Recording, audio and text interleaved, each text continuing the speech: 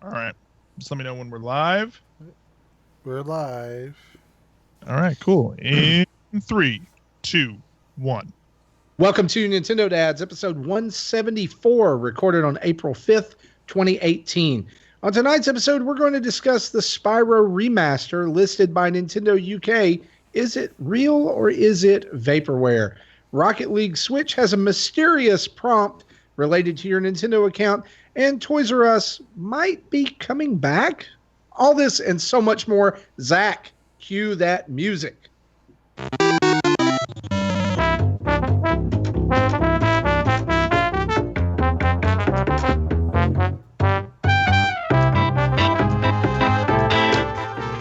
Hello, everyone, and welcome to another episode of the Nintendo Dads podcast. My name is Zach Erickson, and tonight is April 5th, 2018. Joining me tonight from the land of the high mountain. I don't know what that means. Jesse Waldeck, what's going on, Jesse? Yeah, there's no mountains around here. But I must say that, I am really exhausted today. Yeah, we recorded Retro Rewind last night, in which, surprisingly, went longer than I thought. We recorded for like 75 minutes. But I had to get up early this morning to drive my kid to work, and then had to do something this afternoon or after work that you guys haven't had to deal with yet. That's true. Youngest daughter went prom dress shopping. What? It took her like 3 hours to find something that she could afford that she liked, and I just sat in the mall chair just kind of twiddling my thumbs. I played my Switch up until it died, and then and then we're recording again. So Wow. Yeah, that's a little rough. I don't know. You know what? Speaking of longer than expected, joining us as well from the land of the South, Marty Estes. What's going on, Marty? Well, Jesse may have spent his evening sitting on a bench in the mall, whereas I spent my evening trying to consume as much buffet pizza as I possibly could. Is an action that I now regret wholeheartedly. Oh, man.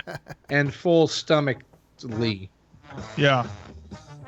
Just wait until later, dude. Yeah. In about 12 hours, it's going to be. Yeah. I don't even have words to describe what's going to happen. Yeah, you know what? For a completely unrelated reason, I remember a time that my friend threw a firecracker in the toilet, and it blew the bottom out of the toilet. And just like it didn't hold water anymore, and there's like the whole system that basically the water is also preventing the sewage gases from leaking into your house and just making it smell bad. Yeah, we figured that out. That was a terrible, terrible lesson. So yep. Anyways, all that from a firecracker. I know, dude, and just look forward to that when you're got the other end of that pizza. That's what you got to look forward to. So. All right. Well, everybody, we've got some stuff to do with the show tonight, and we're looking forward to it. So we are going to get right into this. Do it.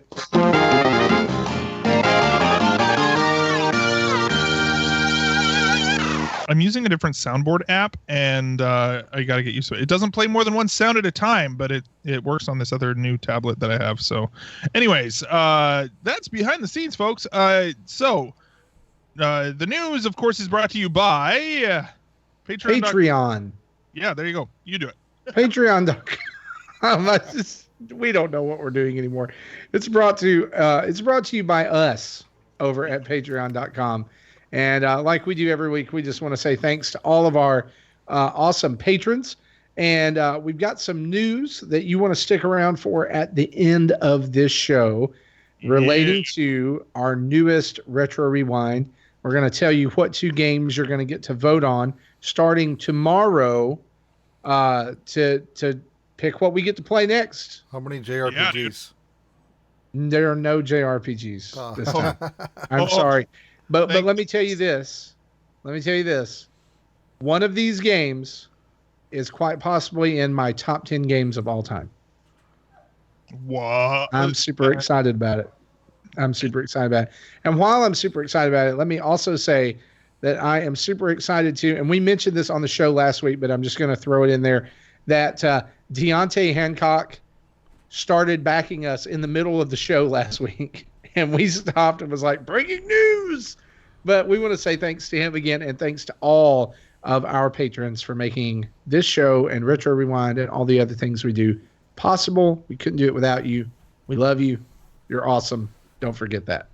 Absolutely. And that is the thing that keeps me coming back to doing this. You know, I think that everybody kind of has like an ebbing and flowing kind of relationship with things, and things have been super crazy, I guess I should say too. You know, I haven't been, and moving forward, I'm not as, you know, I'm not going to be on every show. I think Justin hasn't been on every show for a while, and everybody kind of takes a break, but it's the community, I think, that brings us all back in the end. And so I really appreciate all of the patrons, and you guys are amazing. So keep being awesome. All right. News going on right now. What's the scoop here? We got some news. I had a tab with, here we go. Wow. Okay. See, I'm not the only one who loses the news tab. I lost it like 3 times last night. Yeah. So hey, you know what's really exciting is a compilation of a bunch of games that comes to your console. That's pretty exciting. And Spyro Remastered was announced this week, and it's not coming to the Switch, which is weird. Well, now we don't know that. It wasn't announced for the Switch. It was not announced for the Switch. However, at least. Yeah, right. Not by Activision. But and the Nintendo UK store slipped up earlier today and put up a listing for Spyro Remastered for the Nintendo Switch. And it wasn't just a placeholder. The only thing it lacked was box art. Okay. Because they provided the description and everything. What was the description? Was it just the same as that it would have been on anything else? Spyro's back and he's all scaled up. The original Roastmaster is back. Blah, blah, blah, blah, blah. And then it listed the 3 games and kind of a synopsis for each of those 3 games, as well as a price of €39.99. That is so weird that it's 39.99 pounds. I'm not sure. Is that like the There is a significant difference. Yeah, I know there is. And somebody's going to call me out on it, and I'm just going to say, okay. Give him the bird, dude. It's fine. So I'm sorry if I messed up the money. I'm just an old American sitting over here. I mean, I don't know. You got to worry about your own. I can't even count my own money. Yeah, there you go. Like I don't even know. It flies out of the wallet too fast. I think that what's interesting, like I'm trying to think of what are the different scenarios in which this happens. Either somebody sees the announcement that Spyro's coming and is so excited and is so gung-ho, he's like, I'm going to be just on top of the ball and I'm going to go and put this up here because I'm going to show my boss that I am, I am Johnny on the spot and going to take the initiative and put this listing up and, oh, wait a minute, no, it's not coming to our platform. That's one possibility, or the other one is that this actually is coming and it's just not announced by the publisher. And somebody just made a huge freaking mistake. And I don't understand, like, if that's the case, what is the benefit of waiting to give the announcement for that? Like, that's what I say surrounding every release that has come out. Right. That eventually we say like, oh, it might come to the Switch. Like Crash Bandicoot. I mean, obviously that was not in the original plan, right? This is, now the Switch is doing well, so we'll do Crash Bandicoot for it, right? Right. But why at this point wait and not talk about Spyro? I mean, if it's coming, other than the fact that Nintendo would want to hold it back for E3, but guys, let's be honest here. I know there were a lot of people who were like, yeah, Spyro's coming back. Really? Nobody cares about Spyro. I'm just gonna is this an announcement that will save E3? You know what? Here's the thing: is that I wonder about Spyro specifically is maybe for people who had a PS1, right? Like who played these original games, that they will be excited for it. But new kids, I hate to tell you, but Spyro is Skylanders, and Skylanders is not like that is what they launched that entire platform with, and that is Spyro's Adventure. Yeah, and regardless of if he was in the later games, he was part of that series, right? And so this is not some like wonderful return because Skylanders burnt out until it was nothing more than a wet fart in a blanket sort of a deal, right? Like it was not exciting at all anymore. I really enjoy that euphemism. Yeah, they're pretty good. That's almost like one of mine. It's almost like what's going to happen in 12 hours. Like that's right. Yeah, a wet fart in a blanket. Hope it's not very wet. Yeah, Marty's gonna be like, I don't know about 12 hours, but he's just gonna like that so good old wake up. That was the timeline he gave earlier. To borrow a phrase from my grandma, Skylanders in the end went over like a lead balloon. Yeah, exactly. Well, and I think that they were so, and there, there's a thing in the Tim in the chat is saying they're holding back for Amiibo / Smash tie-in. Oh my gosh! If Spyro is in Smash, then like we have sunk to a new low here. You know what I mean? I don't know. And I'm not putting down if people like Spyro, that's fine, but it is not an A tier sort of brand, and so I'm not super excited to worry about there's a lot of series that I have tons of nostalgia for because I grew up playing them. NES, SNES, even PlayStation, Final Fantasy VII, huge nostalgia for. I have never played a Spyro game.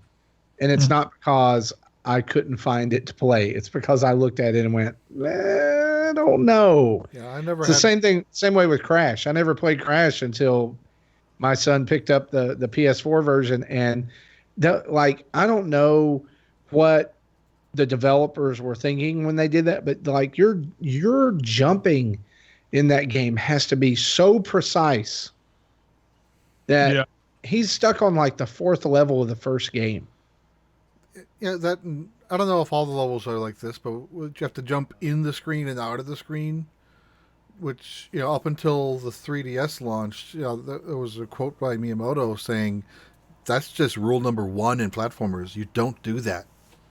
Yeah, yeah. There are several levels in that game where you're either running toward the screen or running away from it, and you have to make jumps, and they're tough. Mm-hmm. Yeah, I never owned a PS1, so I missed this whole era. Crash is a one-hit wonder. Like he dies if he gets hit. So, and there's lots of things that can cause him damage.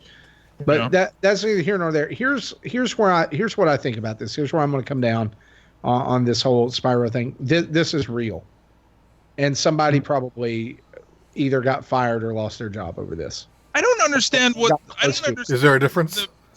Well, that's what. As soon as I said it, I said the same thing. They either got close to losing their job or they got fired. But so I understand the benefit of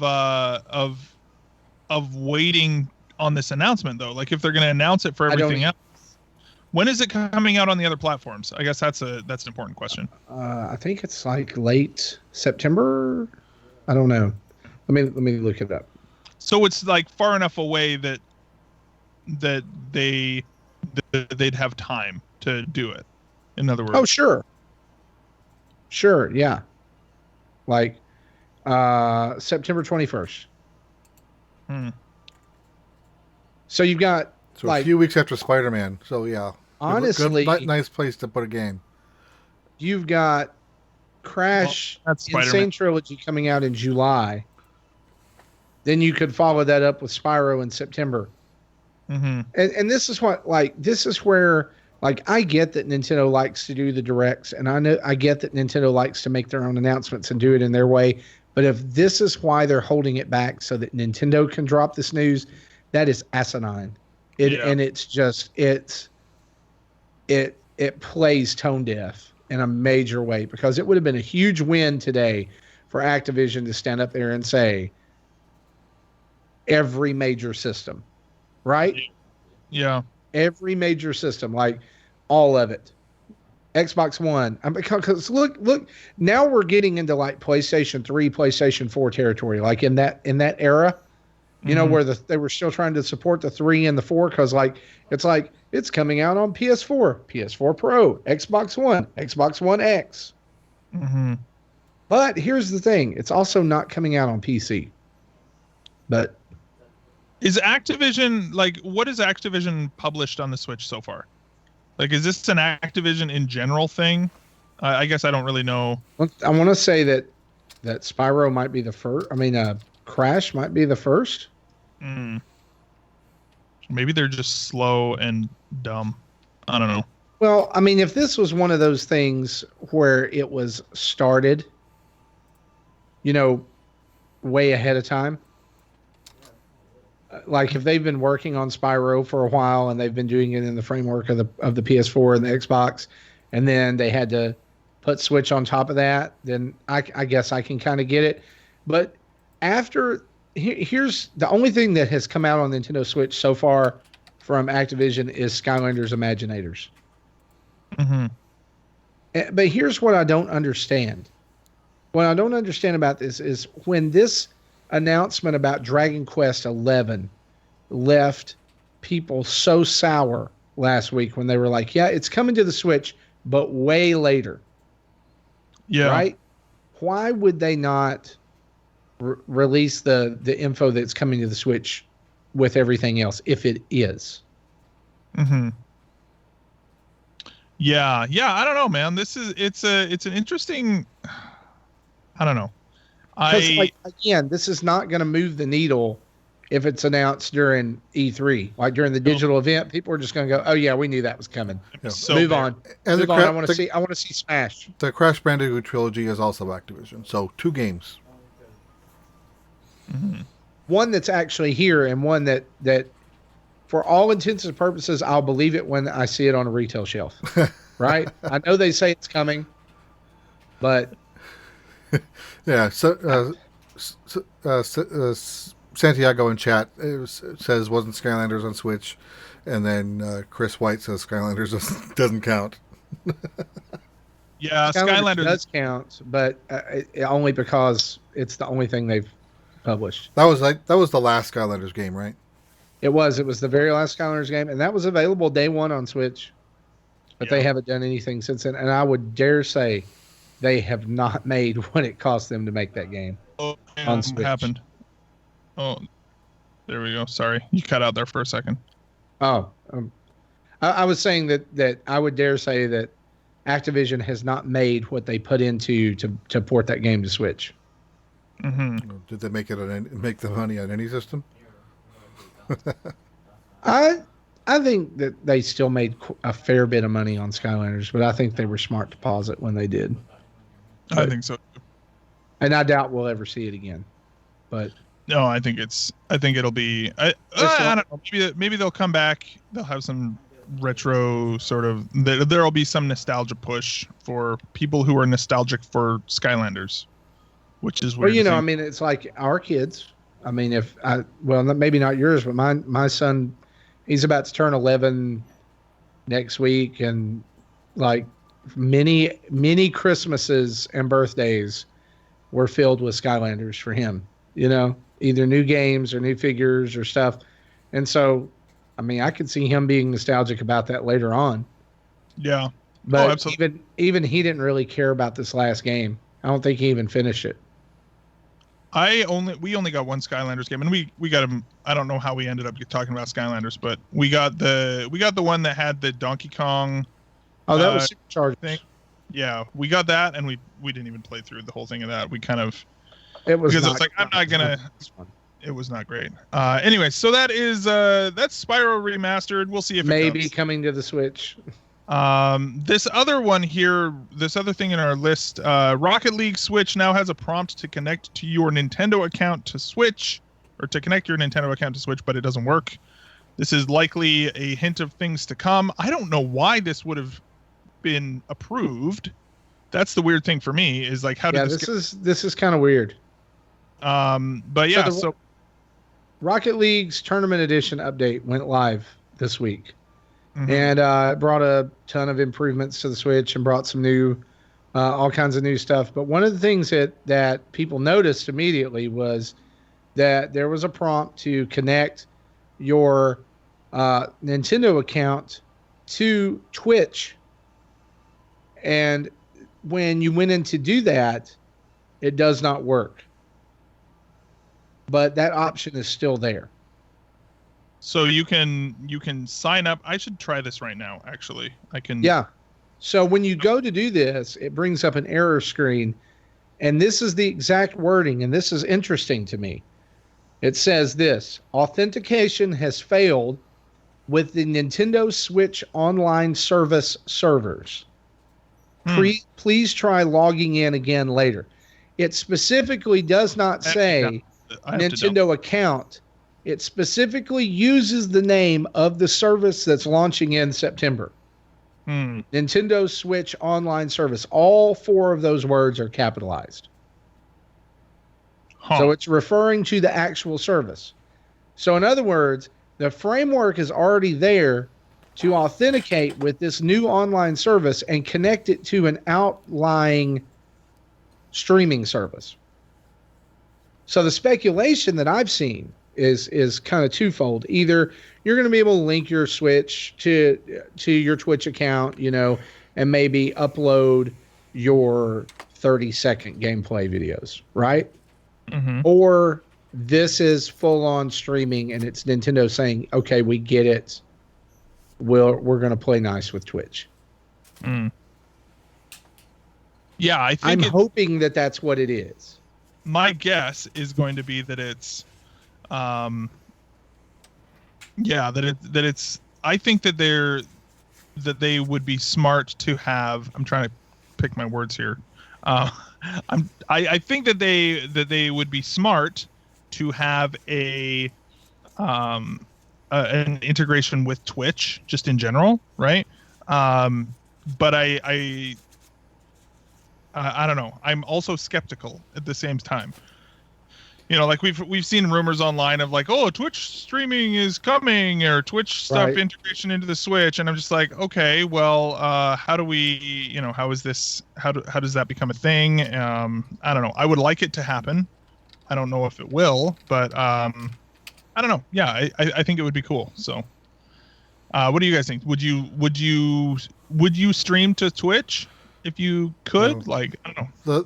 I would love to. The thing is that might be a snag in this is the fun thing called the Nintendo Creators Program is still a thing. But it's not on Twitch though, right? Right. Like they don't have their finger. Yeah. Fair enough. Yeah. Here's my thing. Why would they even allow this?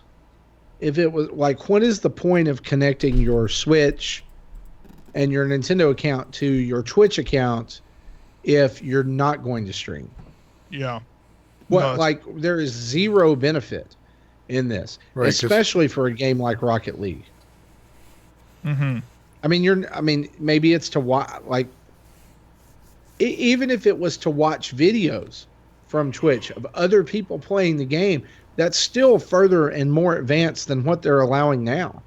I wonder if part of it too, though, is more of a look at, because if you are a Twitch Prime member, for example, I know Blizzard games, if you're connected to Twitch Prime, then you get free bonuses you'll get free packs in Hearthstone or whatever, right? I wonder if that maybe is more what this is for, is that you connect your Rocket League account to Twitch, and then and that way you're able to get the Twitch bonuses into your Switch version of the game. That would be my guess, but I don't know for sure. So I don't know. I mean, I can see that, but again, why? Why specifically link it to a video streaming service, a service that people know is almost explicitly a video streaming service for video games? Mm-hmm. It just doesn't make sense. Of course, again, we're talking about Nintendo, and a lot of times they do things that doesn't make sense. But I did see an interview this week, and I believe it was on mynintendonews.com that kind of just summed things up, that Reggie Fils-Aimé was interviewed this week and was talking about different things. And one of the things that he mentioned in this interview, which he did not expound on at all, but it's kind of ironic that it happened in the same week, was that he again said later on this year, Nintendo will provide, and these are his words, a robust online experience with the Nintendo Switch. So in today's time, let's think about this. In today's time, what is robust when it comes to online? Online chat, a party system, the ability to stream your video. Yeah, doing video. What everyone else does and has been for years. Yeah. When I think about it, honestly, I think about how easy it is for me to stream any content whatsoever from my PlayStation 4 if I want to do that. Literally by pressing a button on the controller, right? And Nintendo has that set up. Like, they have that set up with that record photo button on the left Joy-Con, and they just have to pull the switch. Like they just have to make the connections. And I'm really, really hoping. Like, I've been thinking about this a lot, and I know Smash is what people expect to see at E3, and I know that over the last 2 E3s we've been conditioned to think that E3 is going to be all about one big game. First with Breath of the Wild, second with Odyssey, building New Donk City and having all this stuff, or building the world of Breath of the Wild and having all these set pieces, the giant guardian and all that stuff. What if E3 this year, what if the big thing is Nintendo Online and firmware 6.0, where the Switch opens up? I don't think so, because they have pretty consistently, I think what they don't want to do, and other companies have tried this before, where they have tried to make it more about about like multimedia services and all that kind of stuff. And I think there has been I don't think I've ever seen it go well. Microsoft crashed and burned when they do that. Yeah, I think my favorite is a montage of every time someone said sports in the Microsoft event. And I give that, but I feel like their push for that was, we're going to make shows and it's going to be a home theater system. And it's going to do that. I don't think Nintendo would be doing that at all. I think it would be a complete renovation of the Switch UI from ground up, including a couple of multimedia services like, hey, Netflix and those things that you've asked for. But the big thing would then cut away to online. Yeah, because the primary consumers, in their eyes, is the Japanese audience, which is playing at home less and less every year, which is why we have a handheld system that you can play on the TV. Yeah. But they have the ability to have connectivity almost everywhere they go. For online stuff. But the point is, they don't care about watching movies on it. That's not what they want to do. No, they want to play games. They want to play games. But I would say, and I know we're kind of getting a little off topic here, but I would say that to ignore that push for other media, when people are asking for that, when Hulu is already available as well, and we know that that's viable and we know that can happen, I think it's again, I use a phrase I used earlier, tone deaf. They're not just a Japanese market, and they have to think about American sensibilities and other country sensibilities as well. And you've provided 2 generations of systems that have pretty swiftly been had YouTube and Netflix and everything else available. And so I'm really, really hoping for those at E3. I'm hoping we see those. I'm hoping they finally just kind of nail it down and make that a thing. But I'm probably wrong, and it's going to be Smash, and it's going to be like a giant ring set up in the middle of their E3 booth. Yeah. Well, I agree with you. I want those things too. Yeah, it's not going to be. I don't think it'll be the E3 focus. If it is mentioned at all, it'll be kind of on a side note, with Smash taking the spotlight. Yeah, I don't know if like I agree that that's something that I want them to. I think what I think maybe a better way of doing it would be is to have them, um, to have them, uh, cover them in. Sorry, I just had a total brain fart. To have them cover them in like a pre-show direct, if that makes sense, like something like that. Well, we know that they're going to talk about it in relation to Smash, right? Yeah. I mean, that's going to be it's going to be the game that drives the Switch Online service in the beginning. Yeah, but probably the console life. Oh, totally. Yeah. So not just. I'm talking about the drive to switch over. Right. From okay, it's been free. Why do I need to buy it? Oh, I can play Smash online. Great. And you know what? That Smash game. I mean, just what I'm thinking too is like that game needs to be freaking amazing, or it's that like not that it's not going to be, but like there's so many people that are waiting for that now that it's just kind of a I can't foresee this not being a big deal with that, because and I think I've said it before, but the idea of that it's going to be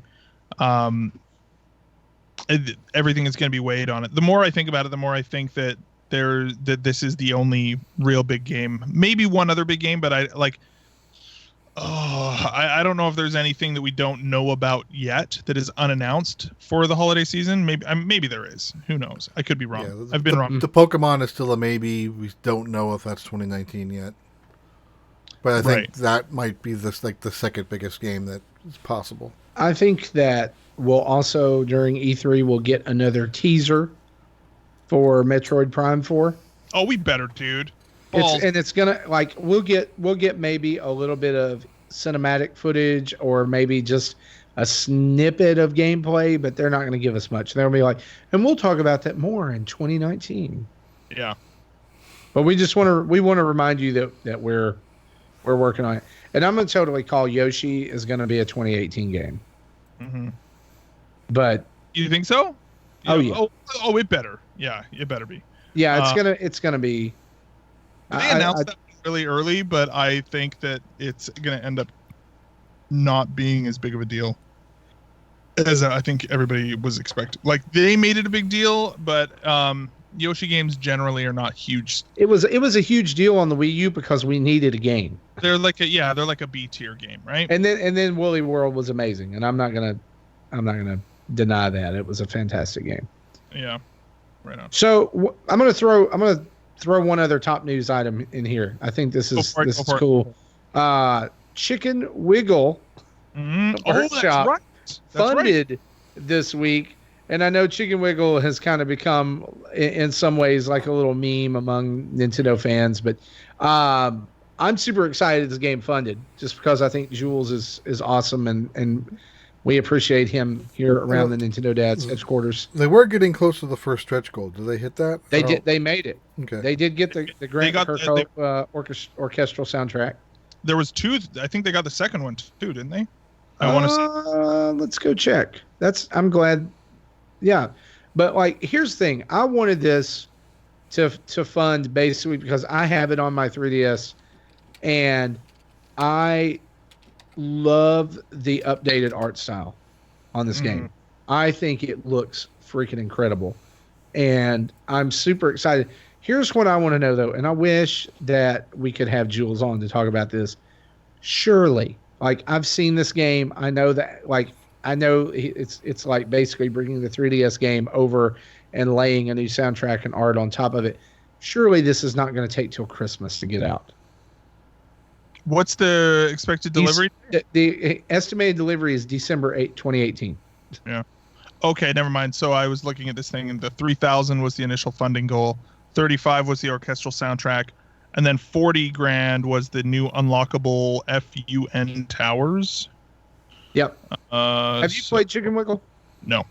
Okay, so in each level, there is a there's these like 3 little collectibles that spell out fun.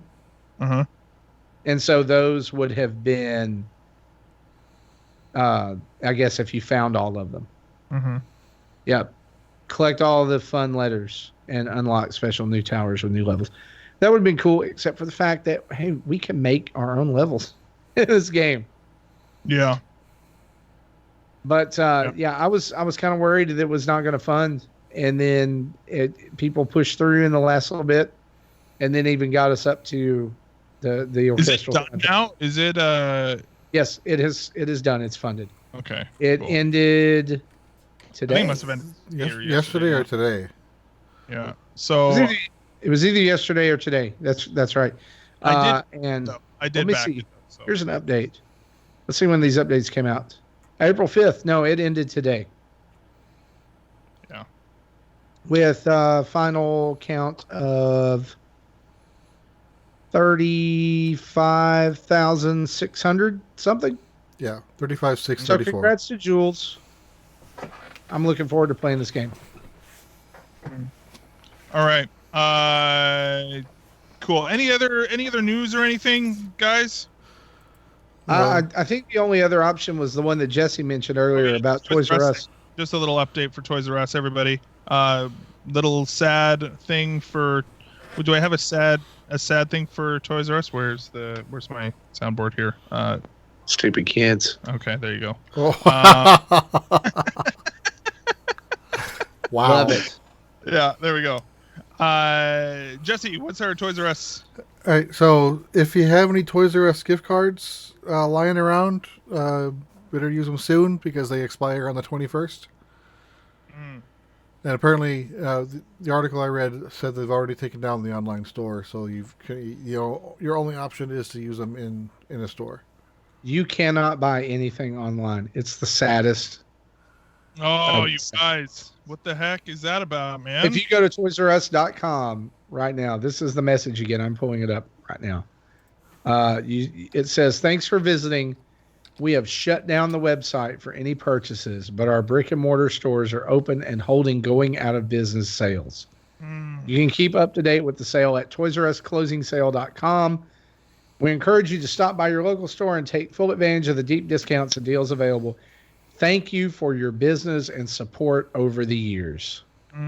Sincerely, Toys R Us and Babies R Us teams." Babies R Us. That's so sad. And you can go in here and you can browse. Like, you can still see the things that should be in stock. But man, how sad. Yeah. I remember so many. I do say, like, I'm not necessarily. I am both sad and not sad. It's like the kind of sad that is, I don't know. It's like that sort of, like, I have a lot of great memories. Like, I have nostalgia for Toys R Us, I guess. And I should say too, like, there is a Toys R Us here in Canada. They're not actually closing yet. So, I do think that there's it's, I don't know. It is what it is, I guess. Maybe I'm just more I don't know, apathetic, heartless. I don't know what you want to call it. It's a sad day. But yeah, I don't know. It is sad. In the article that I saw that on, in the comments, someone mentioned that there was a GoFundMe campaign to try to save Toys R Us, which is going to be highly unlikely. And the page just says it's asking for $1 billion. I feel like I should be putting my pinky up to my mouth. Really? What? Yeah. Is the person who started the GoFundMe, is his name Dr. Evil?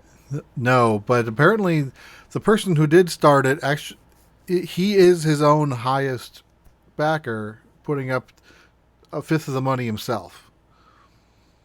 Yeah. So at least if it doesn't work, he's not out his own money because he receives his own money back. But everyone else. Well, that's the thing, right? Is that, like, if he gets it, if, like, you put in that money, right? He puts in that money. If it works, cool. right? Sweet sassy molassie. It worked, right? Like, I mean, I don't know, but if it didn't, then big deal. Whatever. But of It's course, done. just raising $1 billion alone isn't going to magically save it. Well, exactly, right? But like at least the guy's got some capital put together to actually get some people talking. Yeah, I don't know. I don't know enough about this freaking nonsense. I don't know. Anyway, having said all of as that, I said before the show, it's all well and good if they bring it back, but if they bring it back with the same business practices, then they've done nothing. you know what? Here's the thing: is don't put the freaking let the old man die. Oh my Lanta, let him die, because otherwise, I'm on a roll tonight with all these weird sayings. It's like, don't bring him back just so that you're going to put him on life support. You know what I mean? Like, do not resuscitate. This is well, if all these people cared about Toys R Us so much, they should have been out spending their money in the stores. Yeah. Oh, exactly. It's kind of like my kids, like their dog dies, and then all of a sudden it's like, oh, we love the dog. We love the dog. No, you didn't. That dog. Yes, we did. We love the dog. Well, did you play with it at all outside? No. Did you feed it? Did you feed it, or did mommy and daddy feed it? Well, no. Did you give it water? No. Well, then you didn't love your dog. Yeah. It's like, oh, we love you. Toys R Us. We don't want Toys R Us to go anywhere. Well, go spend some money at Toys R Us when they're still alive. And it was funny to me that like the clearance sales, like the liquidation thing came up, and like all of a sudden the vultures started circling, right? Yeah. It was like people were lining up outside Toys R Us. Only to find 50,000 Tom Nooks. Yep. You know what? I'm going to tell you, when those stores are there and they're empty, there's just empty shelves, no electricity, and peg after peg of Tom Nook. That's all that's going to be there. I know, right? Well, and it's just like, it's just crazy. I was thinking about that the other day. It's like coming in and just spending their money, like holy moly, how can you possibly have any sort of... Yeah, you're right. It's just like the reality of the situation is, and we do need to maybe get on some other things, but like I think really what happened was between Amazon and I think part of the reason why Toys R Us isn't doing as poorly up here is because there are less what I would call like a one-stop shop sort of big box store, like a Walmart, Target, yeah, all sorts of things that have a toy section. Like we have Walmart up here, but we don't have Target. We used to have a place called Zellers that then was kind of bought up by Target, and they came up here for a while and then they died. And so there's not a whole lot of stores that have, like we have Walmart, at least where I am. And other than that, like if you want to go buy toys, you actually do need to go to Toys R Us a little bit more. Like they actually have more of a purpose. Whereas down there, I mean, at least my experience has been in the States that if you want to buy toys, there is an abundance of places to buy toys down there. So, yeah, I was actually thinking about the whole Animal Crossing Amiibo thing the other day, and is this just a case of even the collectors didn't want them, or did Nintendo think that their game would sell so well that they made more Amiibo than was necessary, or was it a combination of both? Animal Crossing, the New Leaf, I don't know, was Amiibo Festival the original plan for the Amiibo, or was New Leaf the original plan? Amiibo Festival, I think, was first, and then New Leaf. Well, then they were idiots. In. Right. I mean, they made way too many. Yeah, they had Smash, and that was it. The premise behind your theory there, Jesse, is that there had to be a game made. Which they have. Since I think even Arlo that had a new thing this week that he basically was just like, since the initial right, yeah, since the initial Smash Brothers line, they have not delivered on that since, right? And that's what we were saying for 3 years. Yeah, like since then they have not delivered on it. And let's be honest, Zach, you posted something. I think you commented on something, or something like where somebody's like had said something about Amiibo or put up a picture of a complete Amiibo collection, and you were like, "Oh, I'm so glad that I got out." Here's the deal, and this is I'm going to be brutally honest, and I'm just throwing this out here. You regret Nintendo has never delivered on the Amiibo concept. No, they haven't. They haven't. Well, I mean, here's my belief on it. Nintendo has never delivered on a solid reason on why I need an Amiibo. I need one. Okay? They've never given me a reason to solidly need one. They've given me reasons to want one, but they've never given me a reason to need one. And that's why that market has cooled off. Mm-hmm. We as Nintendo fans have said that we need them because we went through so many years without good Nintendo collectibles, right? Mm-hmm. When Amiibo came out and they looked as good as they did. Like the old Club Nintendo rewards. Yeah, and they were cool, and they did have that level of collectability about people lost their freaking minds about them. But I have a 3-tiered storage bin full of Amiibo that do nothing, and now I cannot get rid of them. Yeah. Chris White in the chat says, spoilers, no company has delivered on the Toys R Life concept. I think Chris White is just like, I love you, bro, but man, you were just bitter about Toys to Life. Just let it go, man. Skylanders was fun to play with my kid when he was into it. I spent way too much money. Now, if you want to talk about a company that didn't deliver on Toys to Life, let's talk about Disney Infinity. Oh yeah, dude, that was bad. Let's not do that though. All right. Yeah. All right. We've gone places we didn't need to go. I'm sorry. That's hurtful. All right, let's get into what. That's what happens when you only have 3 line items for news. I know, right? Yeah. It has been a slow week. All right, let's get into what we've been playing. Do it.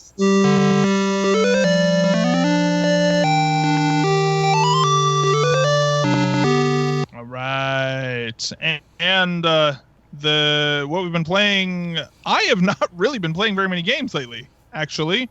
Sorry to disappoint everybody, but I really haven't. It's been kind of a weird, I've been very busy getting work started and everything, but so it has been a weird time.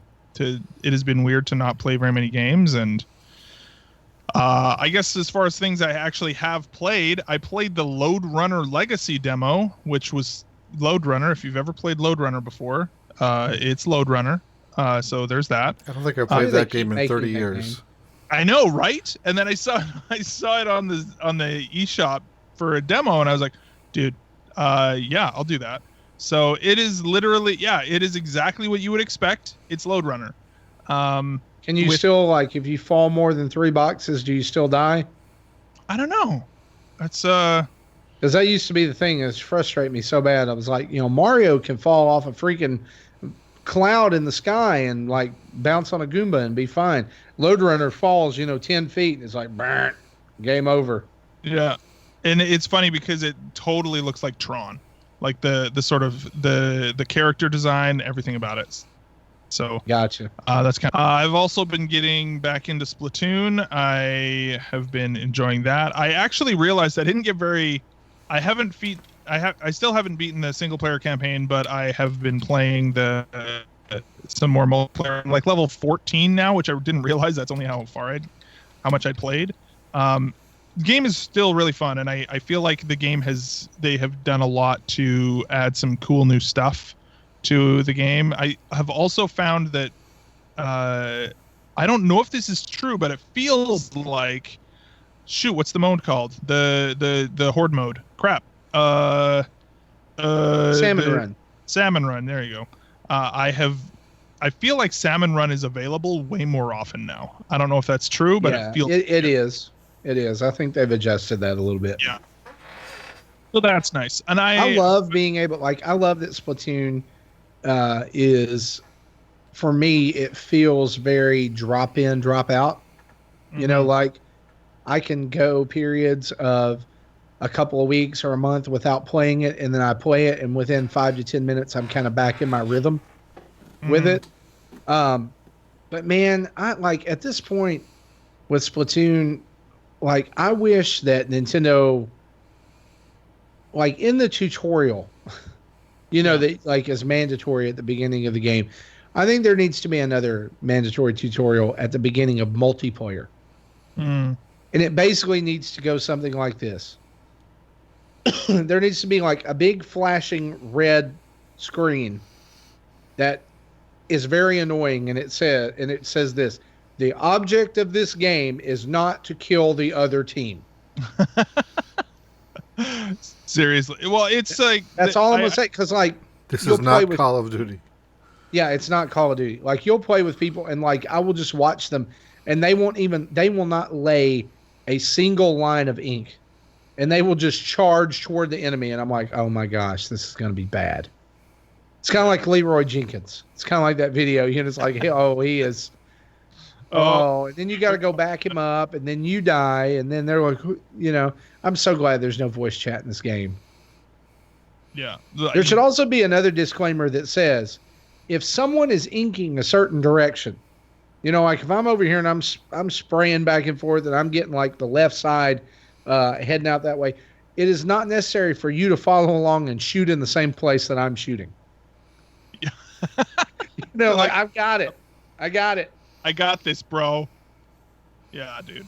I had to start over though, because I had the European copy of it. Oh, right, yeah. And I wanted to play American Splatfest, and it would not let me do it. It was region locked to European Splatfest. So, like, I was playing, like, I couldn't play I missed a couple of the good ones. And so when I downloaded a North American copy, I thought, well, all my progress, it's just save data, right? I mean, it's just gear and levels and stuff. It'll move over. It did not. Honestly, Nintendo, seriously, that still bothers me, that like, and again, similar to like what happened with Justin too, with they have advertised this system as multi-platform. It's not region free. Not multi-platform. It says region free. It's not region free at all. Like as far as you can have multiple, like that, there is a difference between being region free entirely and like that, free of region issues. That is not the same as like being able to use. I just want to know what the difference is between like North American and European versions of Splatoon. Like, is it just like somewhere there's an unnecessary U in there? Yep. Well, somewhere, I mean, because the Canadian version would be like that too. So no. I think that it's just there's Germans, and every once in a while you get a inkling with a beret on, and I don't know. I don't know. That is the extent of my Europe. I don't get it. Like, I can understand the Japanese version, like the text being in Japanese, and it is. Because I read on Reddit somebody purchased it early, like because they were so excited for it, and they thought it was region free, and they bought the Japanese version since it released 12 hours ahead of time, and yeah, it was completely in Japanese. Dude, yeah. But I mean, I think maybe part of it might actually be that just even that there is an option to have different languages. That could be an issue too. So anyway, that's Splatoon 2. I've been playing that. I've also been playing Kirby Star Allies. My son beat the game. I have not beaten it, but my son loves it.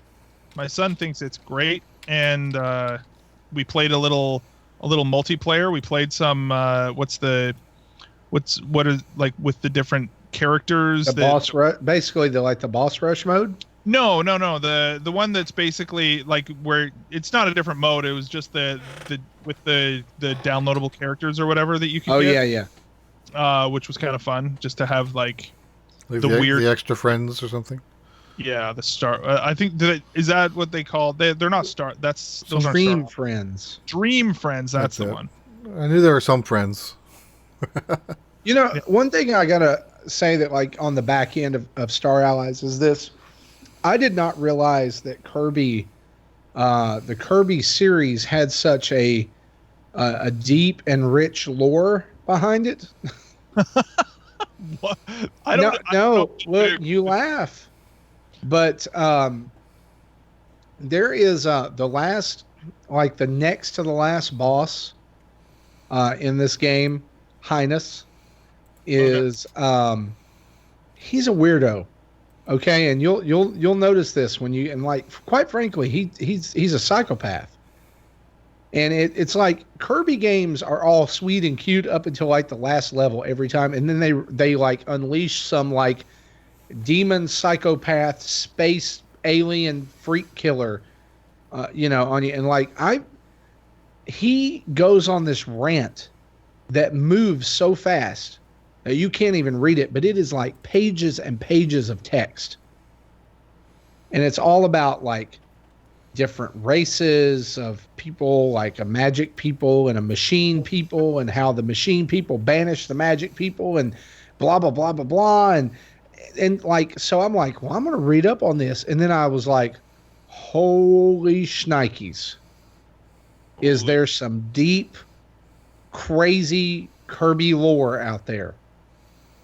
You just go look it up. Like, it is a rabbit hole of the biggest variety. I am suddenly very excited for this. So, right on, man. What have you been playing, dude? Well, I've been playing Star Allies. I helped my son beat it, and that was actually the first time that we actually played it together, other than the demo. So he was struggling with a couple of levels on. Well, he wasn't really struggling with them. He was just, he wanted me to play, and so I had already beat it. Mm-hmm. So we went back and basically finished the last part of level 4 and the final battle, and had a ton of fun with it. We've been playing some of the rush mode, like the boss rush mode. Mm-hmm. Very, very Smash Brothers inspired in that, like, you set your difficulty on a slider, and it's how much hot sauce is Kirby adding to his meal. Oh wow. Okay. And so like it goes up, and like like it gets to a certain point, and it won't go past that until you beat it. Mm-hmm. And so each one adds like more bosses. So like the first one, it can be like, amateur tour or whatever it's called, or bland tour, and it's like 4 bosses, and then the next one's 6, and then the next one's 8 or 10, and so you go through those, and like you start out and you get to pick all 4 of the people on your team, and you can pick Kirby, or you don't have to, and you can pick any of the Dream Friends, or you can pick any of the powers. Mm-hmm. And so like once you beat like a couple of the stages, you unlock the ability to use those extra Dream Friends. So we had like a team with like Kirby with the sword ability, Meta Knight, and then King DDD and the suplex ability, the big bug. Yeah. And it was a whole lot of fun. And I really enjoy that mode. But I've also been playing a game that released last week on the eShop called Devious Dungeon. And it is a 2D retro inspired dungeon crawling platform. I know it makes you want to throw up in your mouth right now. It's by Ratalaika Games. Every freaking game. Anyway, sorry. And so if you've played like League of Evil, it's kind of in the same vein, except in this one you're like a barbarian type dude who's going into the dungeon to, free the princess or do whatever. And at first it looks like I was really interested because I thought it was a roguelike, right? I thought that this was one, and it does have randomized levels. But I thought that like each time you play, you would have to build him up, and see how far you could get. But actually what happens is you go in and you start and you have like a blunt stick and no armor, and it drops you in this dungeon in level 1, and you go through a real short tutorial, and then you start progressing through the levels. And as you do, you get money. There's achievements that you can get. There's also missions that you'll do, like when you've beaten so many when you've beaten open so many treasure chests, you get extra money, or whatever. And like the levels, you have to go through and you have to find a key to unlock the door at the end of the stage to go to the next part of the dungeon. Mm-hmm. After every 3 or 4 levels, you get to stop by this thing called Olaf's, which is where And you there's Snowman, right? Is that? yeah, No, there's no. a snowman. Yeah, Oh, voiced by Josh Gad. Anyway. No, it's a he's like a wandering merchant.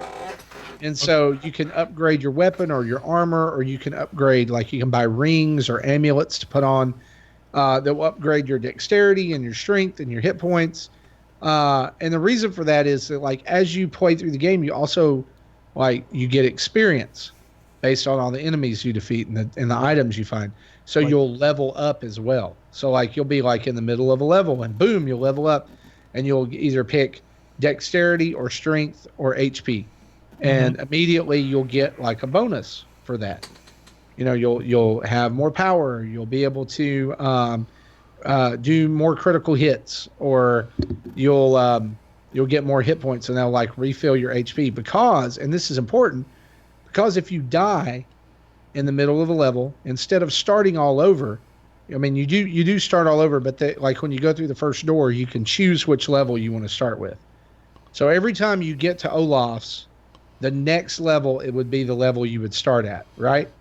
So like you can either start at level 1, or you can start at level 4 or level 10 or the boss level or a more advanced level. And so and when you die, you get achievements based on like how well you play the game, like how many enemies you killed, how long you stayed alive, different things like that. And they give you money so that you can go and buy more upgrades and get farther the next time. Does that make sense? Yeah. Yeah. Okay. Oh.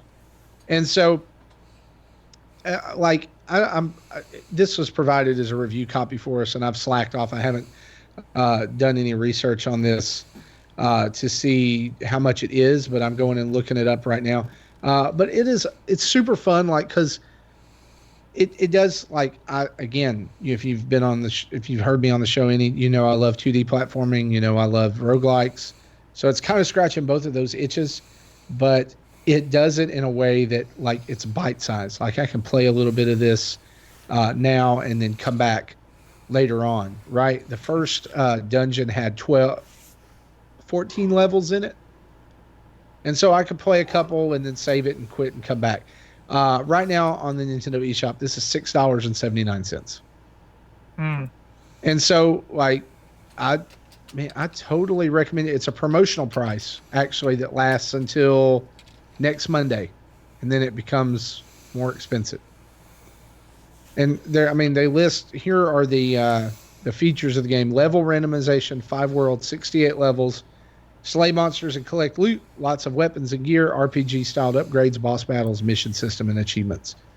So if you're looking for that type of thing, and you want a game that you can kind of just dive into, play a quick bit, and then leave for a while, come back, pick up where you left off. This is a great example. Although I fear a lot of people will kind of skip on it.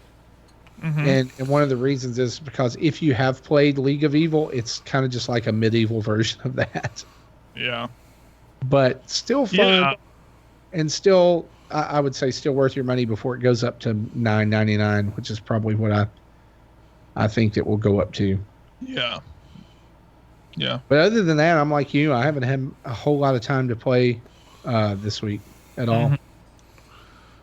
Yeah. Jesse, what about you, man? Yeah, I'm kind of in the same boat. Most of my playing has been, continuing on with Pick-a-Pix Deluxe with those DLC packs. Whenever I get like 5 or 10 minutes break from work, can take it out, push a few buttons, and then put it back to sleep. But so I won't talk more, anymore about that.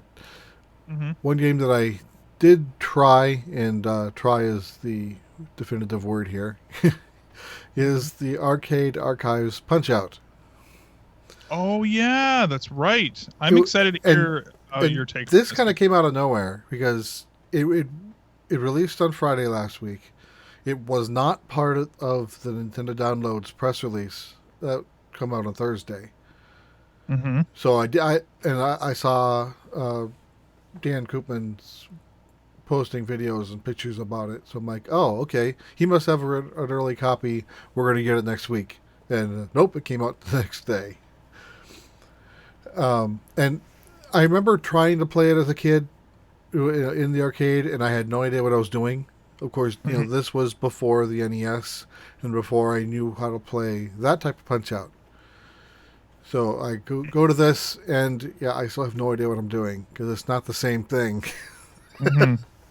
So, I'm wanting to maybe read some like walkthroughs or watch videos of people playing it to try to find out what exactly it wants me to do.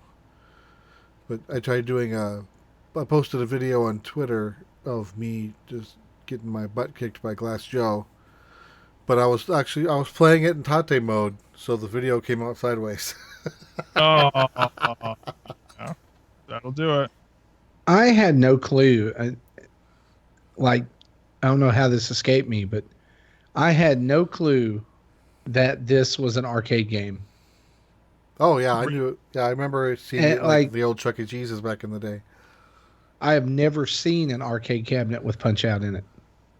And if I did, I most likely assumed it was just the NES version, right?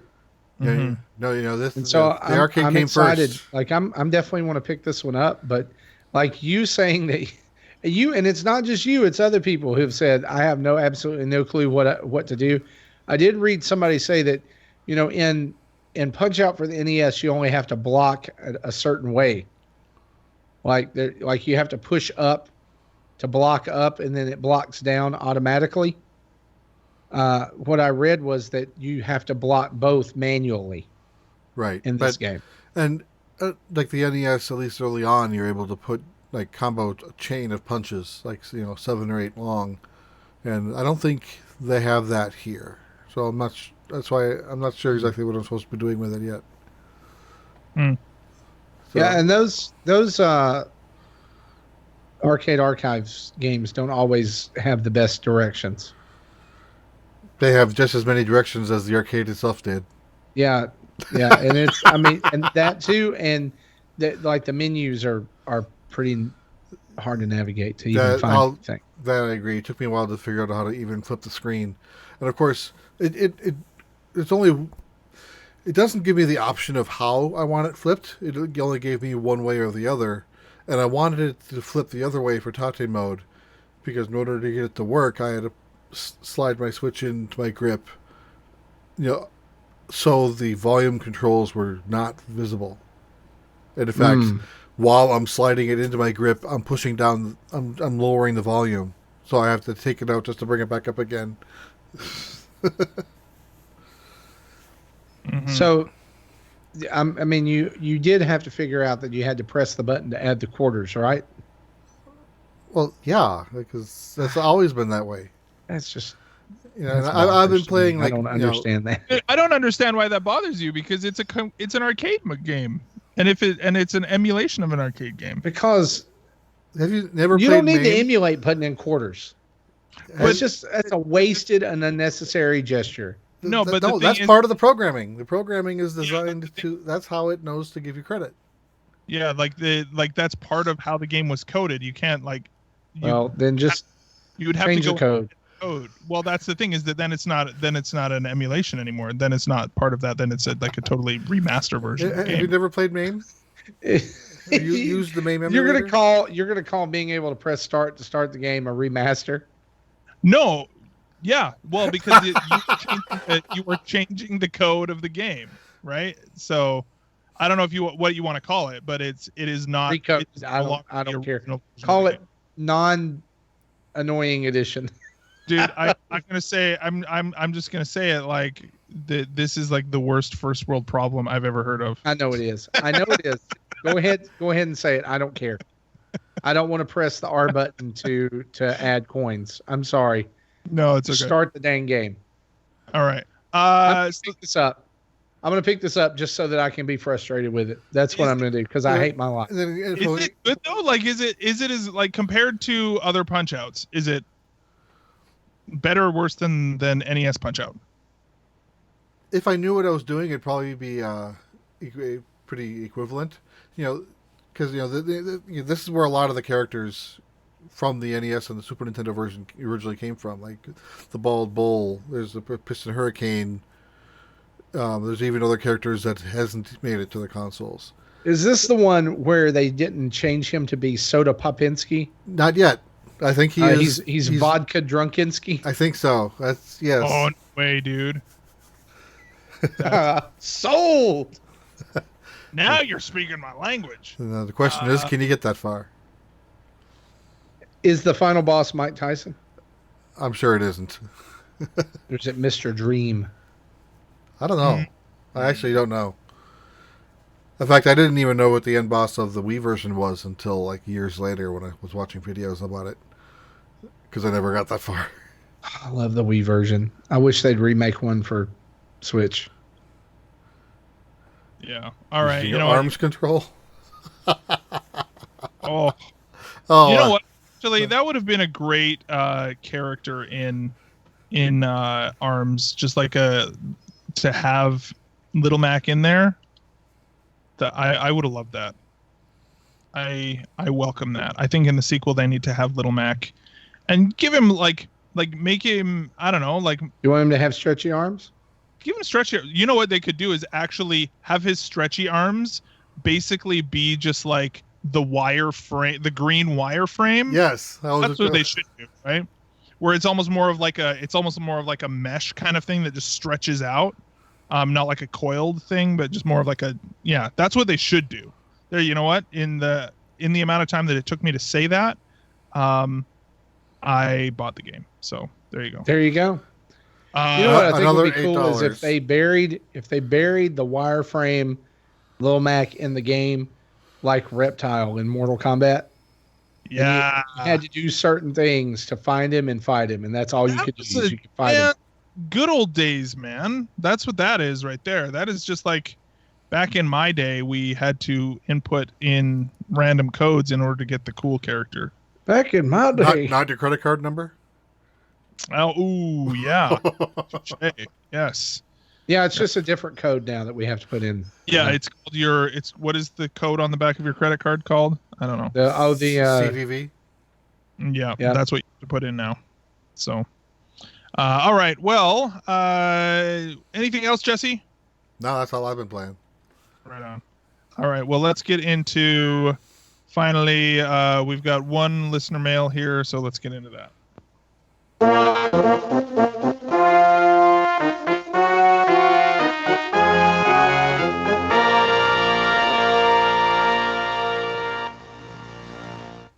Stupid kids. All right, and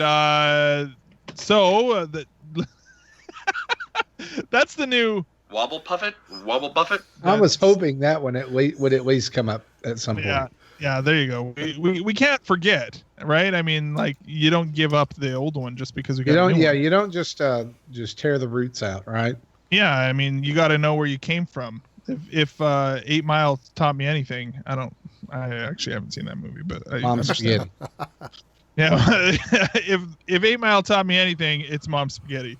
Of course, listener mail brought to you by our wonderful friends over at oneupbox.com. Use the code Nintendo Dads over there, by the way, and get $3 off your first box, and they will send us money too. So look at that. You save money, we get money, everybody gets money, and you get a box of stuff. So I mean, how I don't understand how you could possibly. Boxes of stuff are good. Boxes of stuff and things, man. That's what I would say. Stuff and things. I don't know what that means. Okay, so we've got an email here, and of course, if you want to email the show, nintendodads@gmail.com.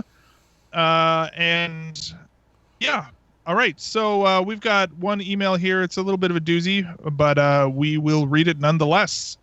Although we also will request. In general, the shorter your email, the quicker or the more likely we will be able to get it on the show sooner. This email has sat here for a while because it is a little bit longer, but we appreciate all the feedback. Actually, this is a new one. But what? Oh, is it? Yeah, this is. Yeah, we did that other long one last week. Okay. Yeah, we did it last week, but yeah, that sat in the dock for like 5 weeks before we got. Okay, so if we read this too soon, then maybe our people are going to learn their lessons. I don't know. With that, everybody, thanks for listening to Nintendo Dads. No, just kidding. So I can read this. It says this is from TJ Shytower. And he even was kind enough to tell us how to pronounce that name. Well, he was afraid that I would read his name. That's why. Is that it? You know what? And the fact that it is Shy Tower, because you know that you probably would have moved that T to the first syllable if you hadn't have. So, so that's good. I appreciate that.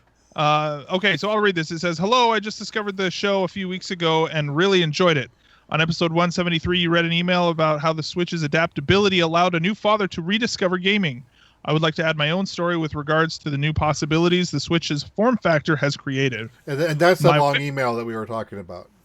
Yeah. Oh, yeah, that's right. See, okay, and I'll take it back a little bit. If you got like cool stories and stuff, then we welcome those especially. Yeah, I take it back, but they're also a little bit harder to squeeze in depending on what's going on.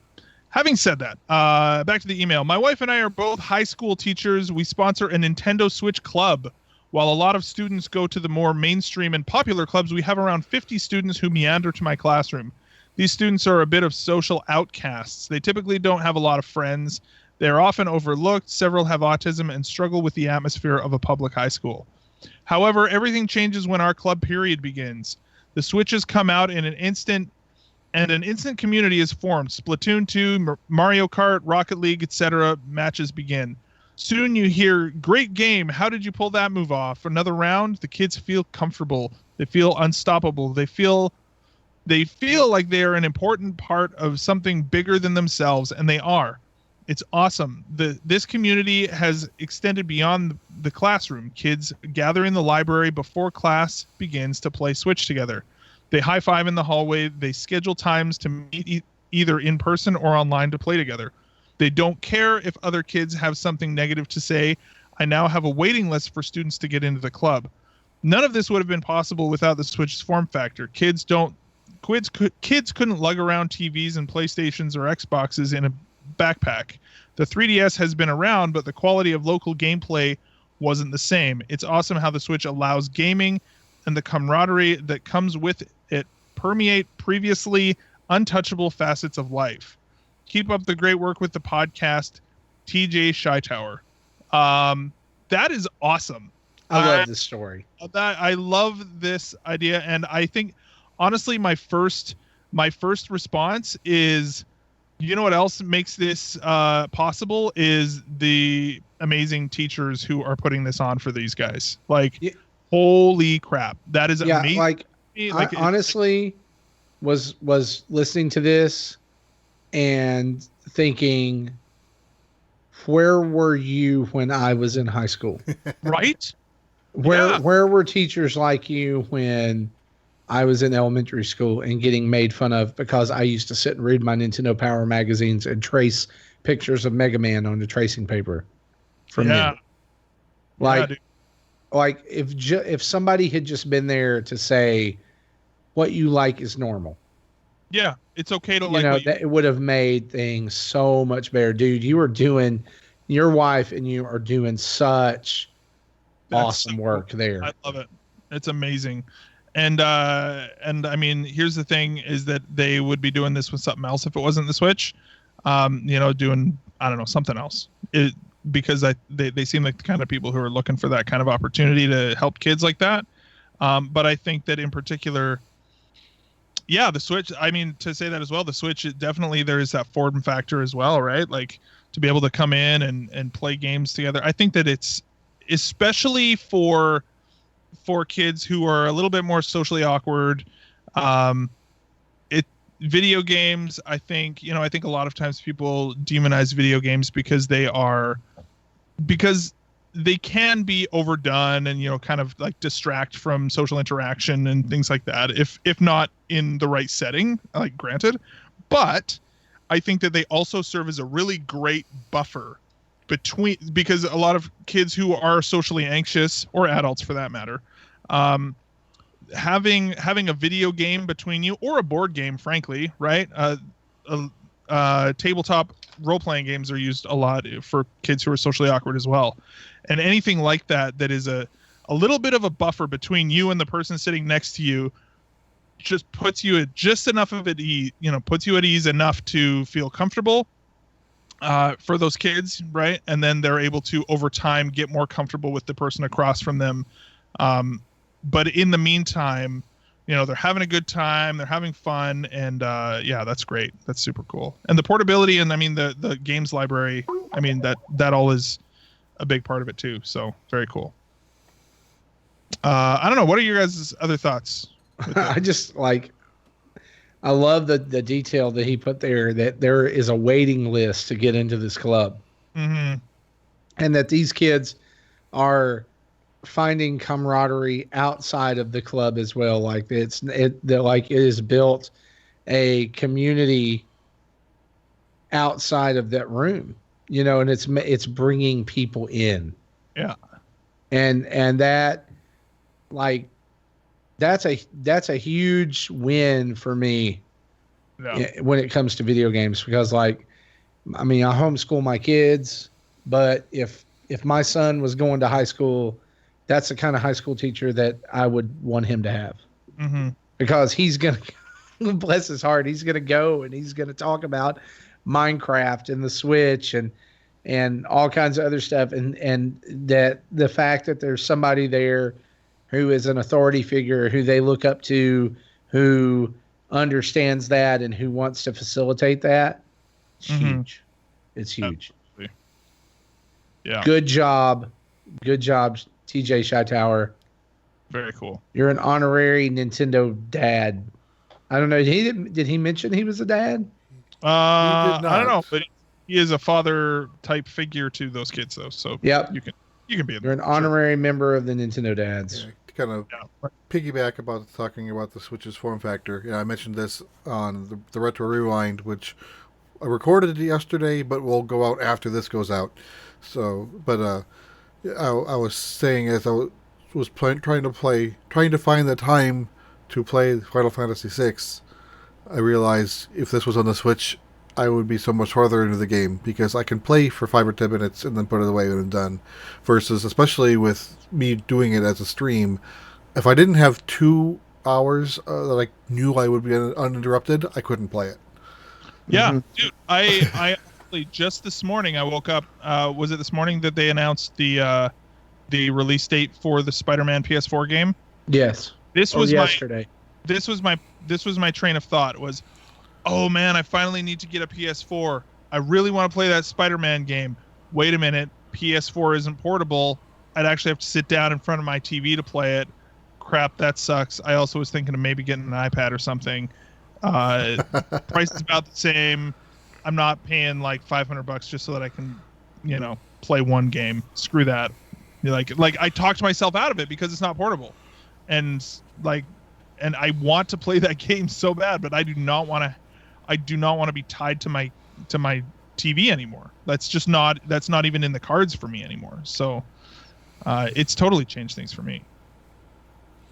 So yeah. All right. Any other thoughts, gentlemen?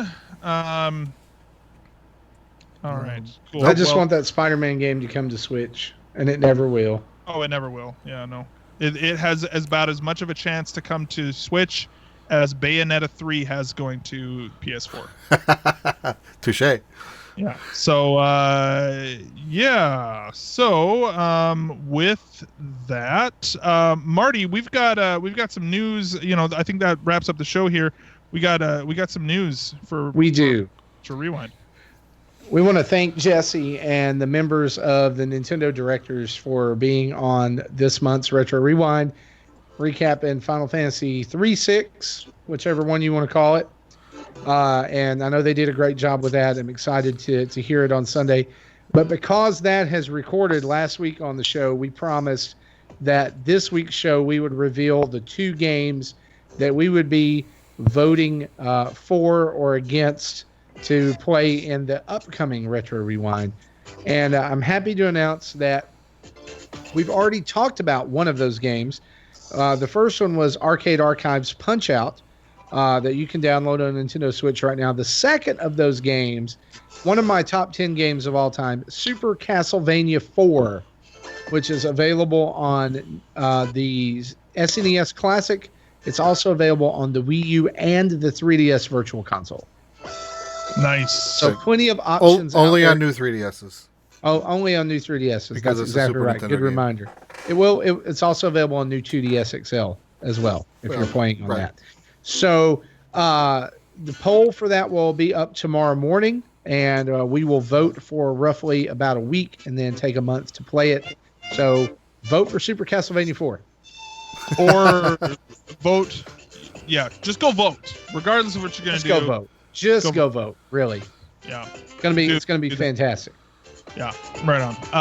And so awesome. So, and again, thank you to all of our patrons for making that possible. You guys are amazing and wonderful, and we could not do this without you. All right. And as well, huge thank you to everybody, gentlemen, for being on the show. Of course, if you guys want to, first off, huge thanks to our Patreon producers, Chris Mears, Dave Ernsberger, and Timothy Alf. You guys are superstars. You guys are, that is what you are. I don't know. Anyway, I was going to go into some weeks. If you want to follow us on all the social medias, you can do so on Twitter, Facebook, or Instagram at Nintendo Dads. You can email us nintendodads@gmail.com. If you want to watch our faces or our video games, Twitch or YouTube, look for Nintendo Dads and you will find us. Voicemail is 929-25-NDADS, 929-256-3237. Huge thanks to OC Remix for our music throughout the show, as well as to both Carter Johnson and Adam Lennon for our amazing artwork. And, of course, if you want to change the world, you can go to iTunes, leave us a 5-star review. Written reviews are even better. And if you want to subscribe, you can go to iTunes, Stitcher, Google Play, and, of course, VGTribune.com for me, for Jesse, for Marty, and for the Irish Justin, who's doing stuff. You're in our hearts, Justin. We'll see you next time. Bye-bye.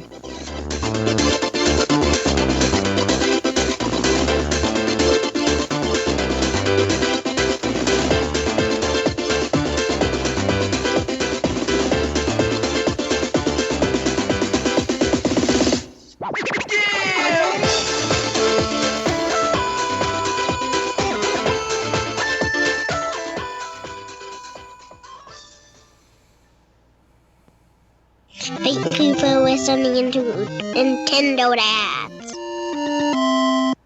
But I have never touched a boy.